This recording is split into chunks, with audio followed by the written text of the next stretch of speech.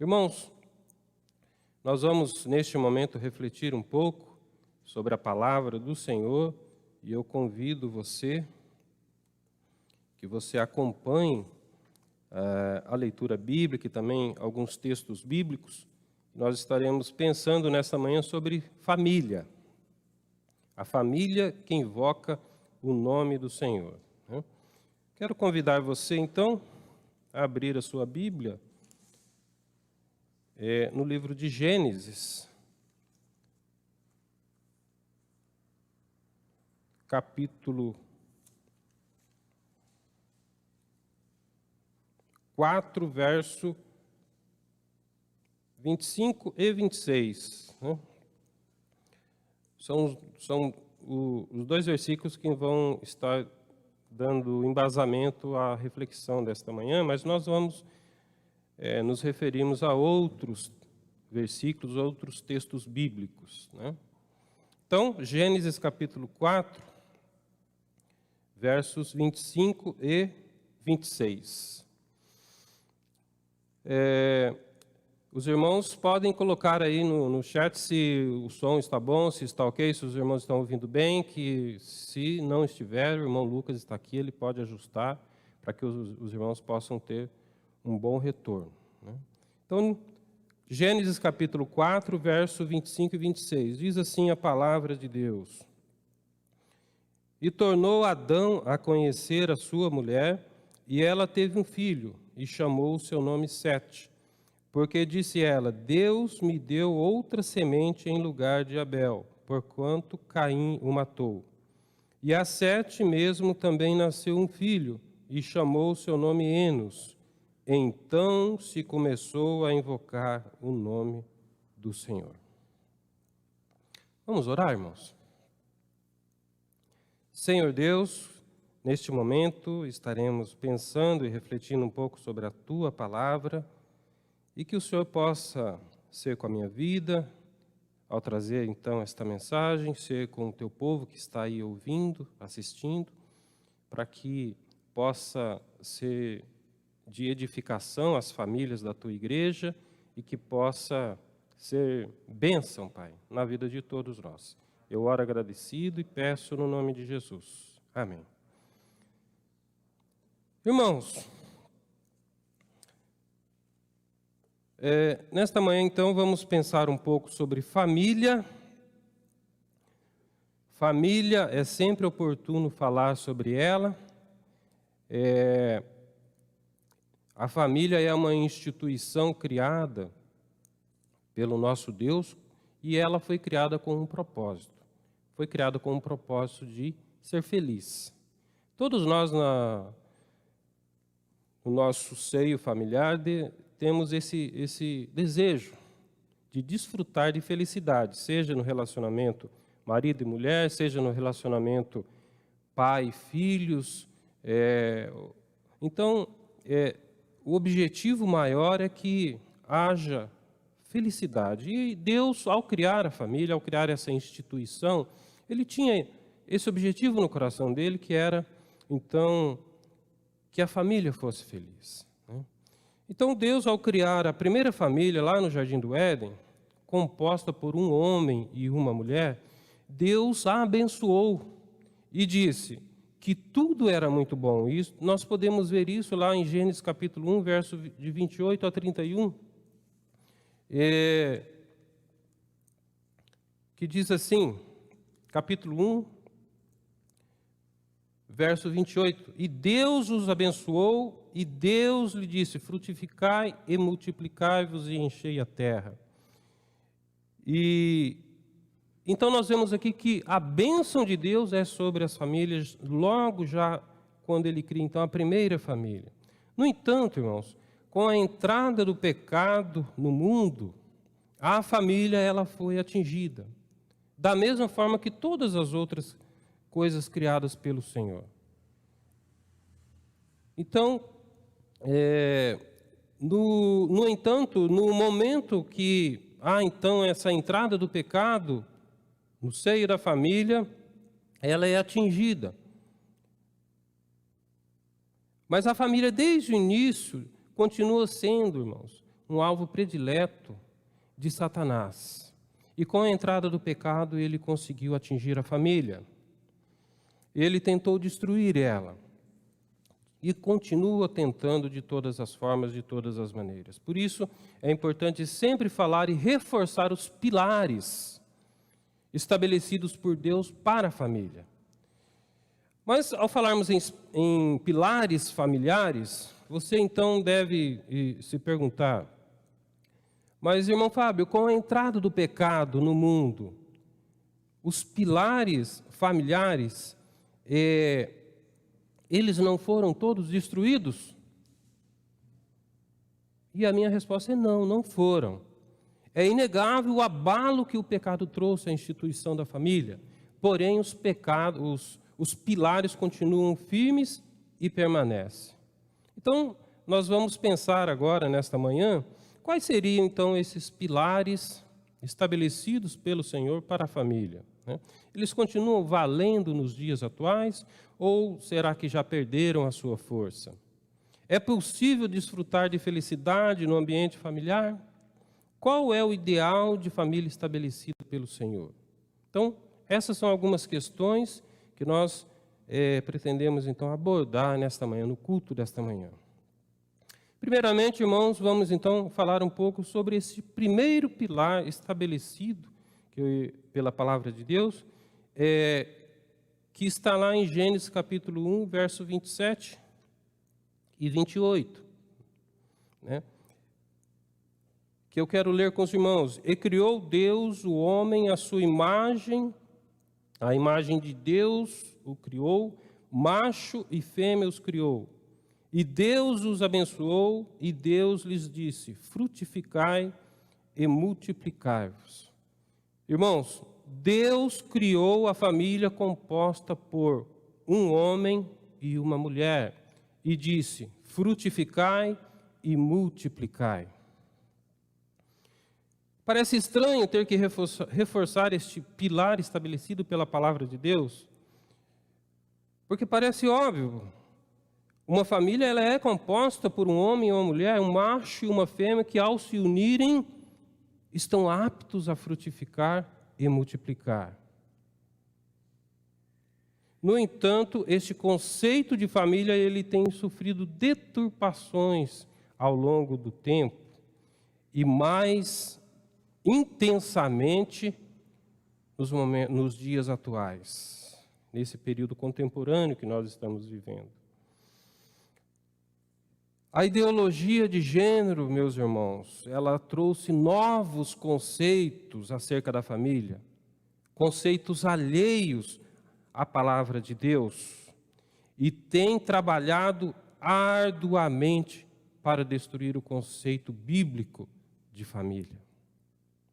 Segundo a ideologia de gênero, uma família ela pode ser composta por pessoas do mesmo sexo.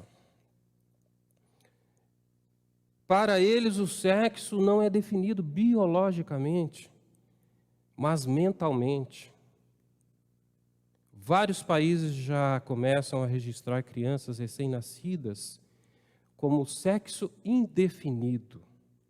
E o Brasil caminha também nesse sentido.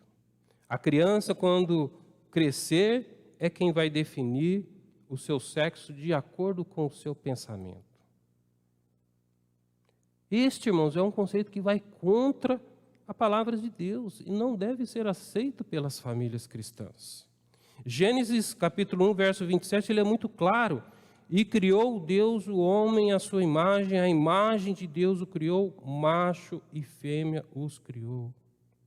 Na Bíblia não existe espaço para terceiro sexo.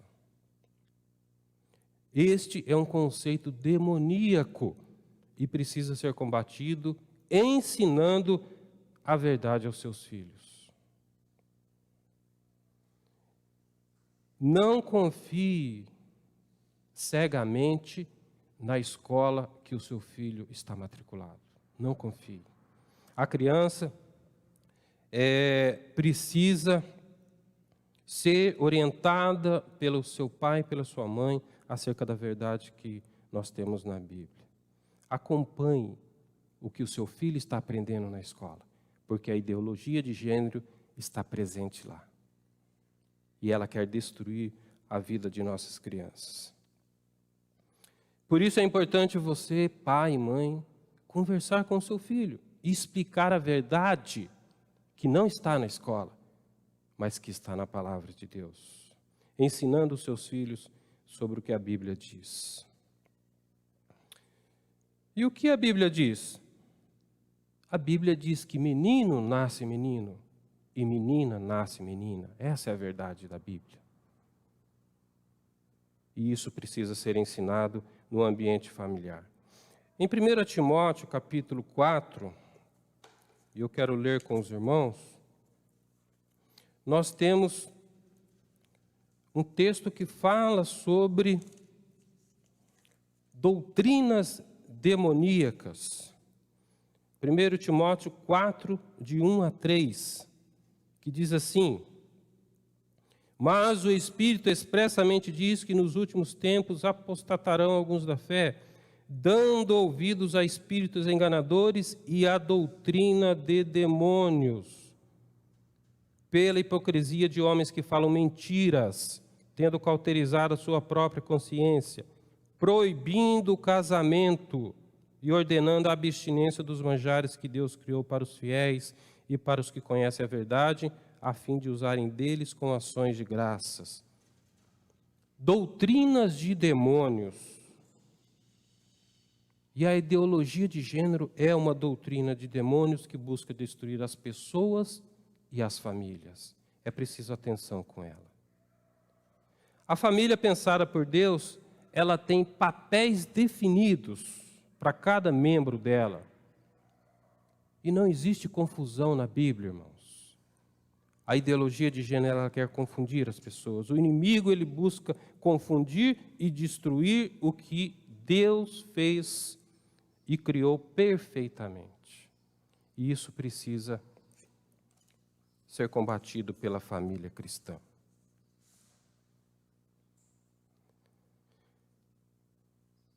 Nós temos também um segundo pilar que precisa ser reforçado. E eu gostaria também de compartilhar com os irmãos em Gênesis, capítulo 3, verso 8 e 9. Você pode acompanhar a leitura aí na sua casa. Que diz assim: e ouviram a voz do Senhor Deus, Adão e Eva, que passeavam no jardim pela viração do dia. E esconderam-se Adão e sua mulher da presença do Senhor Deus entre as árvores do jardim. E chamou o Senhor Deus a Adão e disse-lhe: onde estás? Irmãos, Deus criou a família para viver em comunhão entre seus membros e com Ele. Então, este texto da Bíblia retrata que no Jardim do Éden havia esta comunhão perfeita entre os membros da família, no caso Adão e Eva, e entre a família e Deus. Ou seja, havia comunhão horizontal entre homem e mulher, marido e mulher, e vertical entre família e Deus. Deus criou a família para a comunhão.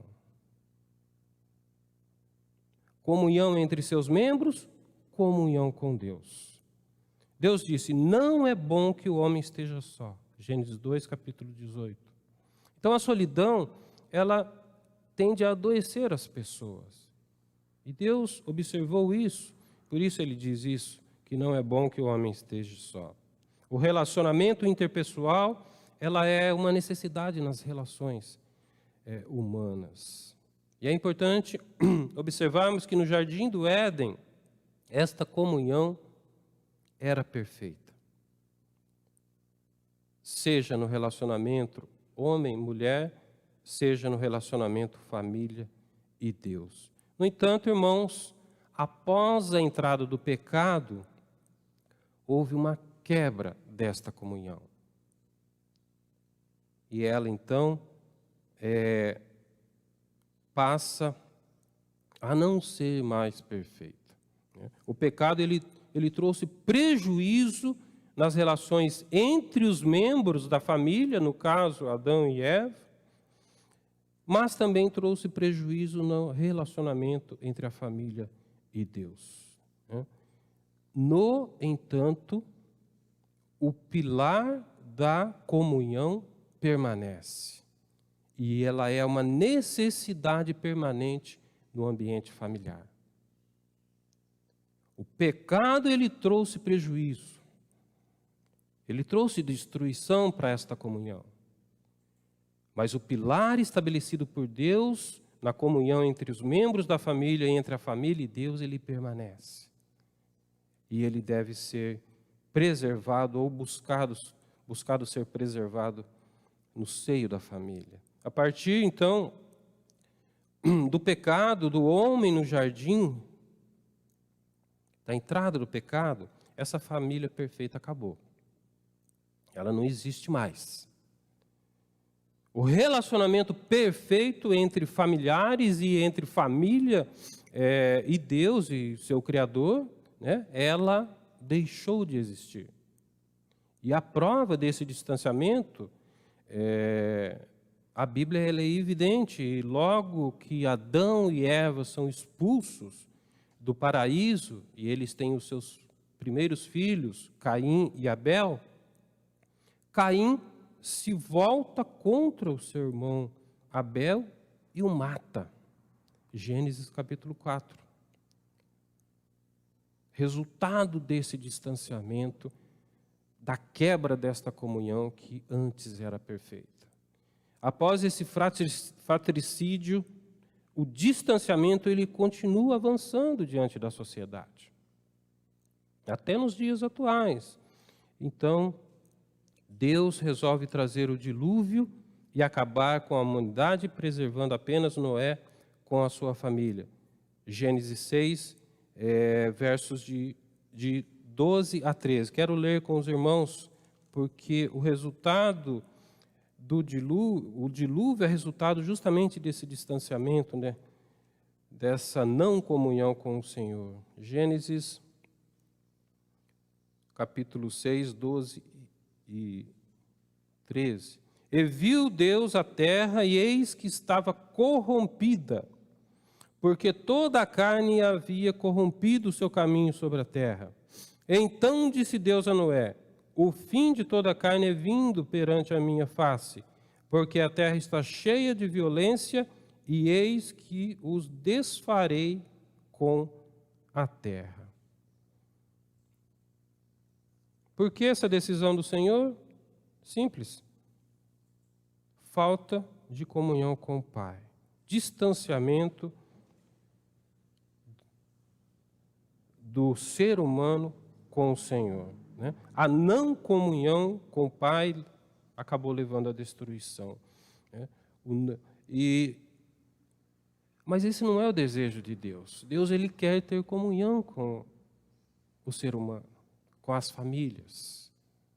Deus se alegrava quando ele tinha esse momento de comunhão com Adão e Eva. Só que ele foi quebrado e o homem continua se distanciando do Senhor.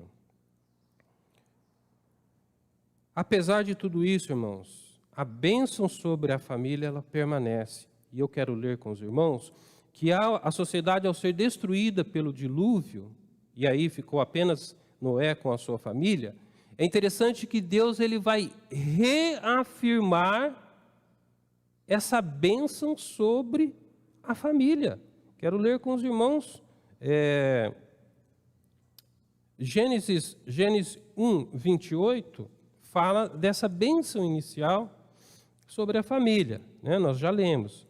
E Deus os abençoou e Deus lhe disse: frutificai e multiplicai-vos. Essa é a bênção inicial no Jardim do Éden. Mas quando há então o dilúvio e sobra apenas Noé com a sua família, Deus então vai reafirmar esta bênção sobre a família, sobre essa instituição que ele criou. Gênesis capítulo 9, verso 1. Quero ler com os irmãos, me acompanhem. E abençoou Deus a Noé e a seus filhos e disse: frutificai e multiplicai-vos e enchei a terra. Olha só que interessante. Quando Deus criou a primeira família, Adão e Eva, tudo era perfeito e Deus os abençoou. Neste momento, o pecado já era presente. Mas mesmo assim, Deus reafirma a sua bênção sobre a família. Esta instituição que Deus criou para permanecer. E Ele quer e deseja ter comunhão com a família. Isso é maravilhoso, irmãos. Isso é uma bênção muito grande. Deus deseja abençoar a sua família. Isso está no coração de Deus. Deus deseja ter comunhão e trazer paz e alegria à sua família. Mas é importante observar o seguinte: a comunhão perfeita que existia lá no Jardim do Éden, ela não existe mais. Então, esta comunhão vai existir problemas. Da mesma forma que existe problemas no relacionamento familiar. Às vezes, existe algum desentendimento entre marido e mulher, entre pai e filho, né? Entre irmãos. Por quê? Porque não existe mais a perfeição que existia no Jardim do Éden. Esta perfeição não existe mais, existem problemas. No entanto, o Senhor deseja ser convidado para estar presente na sua família. Porque Ele pode fazer a diferença no ambiente da sua família. Ele pode trazer alegria, Ele pode trazer paz, mesmo em meio aos problemas que vão existir no dia a dia. Isso é maravilhoso. Por quê? Porque Deus abençoou a família e Ele quer, então, fazer parte desta família. Ele quer fazer parte da sua família. Convide o Senhor para fazer parte da sua família e restabeleça esta comunhão que foi quebrada pelo pecado entre os membros da família e entre a família e Deus. Deus, ao fazer parte deste ambiente familiar, Ele pode, então, reestruturar, trazendo paz e alegria à sua família. Mas existe um terceiro pilar que eu gostaria de compartilhar com os irmãos, com a igreja do Senhor, e está lá em Deuteronômio, capítulo 6, versos 6 e 7. Convido você a acompanhar. Este é um compromisso da família que Deus, então, instituiu e que precisa de atenção. Deuteronômio, capítulo 6, verso 6 e 7. Diz assim a palavra de Deus: E estas palavras que hoje te ordeno estarão no teu coração, e as intimarás a teus filhos, e delas falarás, assentado em tua casa, andando pelo caminho, e deitando-te e levantando-te. Qual é esse terceiro pilar estabelecido por Deus para a família? Deus criou a família para ter comunhão com Ele, e os filhos devem ser ensinados a fazer o mesmo. Você, pai e mãe, tem um compromisso. Compromisso de levar os seus filhos a conhecer ao Senhor. Este é um pilar que você não pode abrir mão. É muito sério. O maior compromisso de um pai e de uma mãe é levar os seus filhos a conhecer ao Senhor através da sua palavra. Adão e Eva haviam perdido um filho, Abel. Caim o matou. Mas Deus concedeu a eles terem um novo filho chamado Sete. E este filho trouxe muita alegria à família, pois a Bíblia diz que a partir da sua semente começou-se a invocar o nome do Senhor. Gênesis 4, 25 e 26. Vamos ler novamente? Gênesis 4, 25 e 26. E tornou Adão a conhecer a sua mulher, e ela teve um filho e chamou o seu nome Sete. Porque disse ela: Deus me deu outra semente em lugar de Abel, porquanto Caim o matou. E a Sete mesmo também nasceu um filho e chamou o seu nome Enos. Então se começou a invocar o nome do Senhor. Na Bíblia, há muitos casos de pais e mães que ensinaram seus filhos no caminho do Senhor e colheram os frutos da sua dedicação. A Bíblia diz: ensina o menino no caminho em que deve andar, e até quando se envelhecer, não se desviará dele. Provérbios 22, capítulo 6. Você pode pôr à prova a Bíblia, a palavra de Deus. Faça a sua parte. Mas que caminho é esse, né? Ensina o menino no caminho. Que caminho é esse? Só existe um caminho, meus irmãos. Jesus disse: eu sou o caminho é Jesus. E o caminho é a palavra da verdade que conduz à vida eterna. Esse é o caminho. Se você, pai e mãe, tiver condições de dar o melhor para o seu filho em termos materiais, como uma boa escola, como boas roupas, uma boa alimentação, bons passeios, bons brinquedos, ótimo. Não há nada de errado nisso. Se você tem condições, dê o melhor. Mas todas estas coisas não é o principal. Não é o principal. O mais importante é ensiná-los a ter o temor de Deus em suas vidas. É levá-los a conhecer a Deus e a sua palavra. Isso é o que vai fazer diferença na vida deles, não somente nesta vida, mas também para a eternidade. Eu quero citar apenas um exemplo da Bíblia que retrata isso, que está lá no livro de Timóteo. Quero ler com os irmãos. 2 Timóteo, capítulo 3, versos 14 e 15. 2 Timóteo, capítulo 3, versos 14 e 15. Orientação do apóstolo Paulo para Timóteo. Olha o que ele diz. Tu, porém, Paulo falando para Timóteo, permanece naquilo que aprendeste e de que foste inteirado, sabendo de quem o tens aprendido, e que desde a sua meninice sabes as sagradas letras, que podem fazer-te sábio para a salvação, pela fé que há em Cristo Jesus. Olha a orientação de Paulo para Timóteo, aonde ele vai buscar estruturar a vida de Timóteo espiritualmente, lá na sua meninice, né?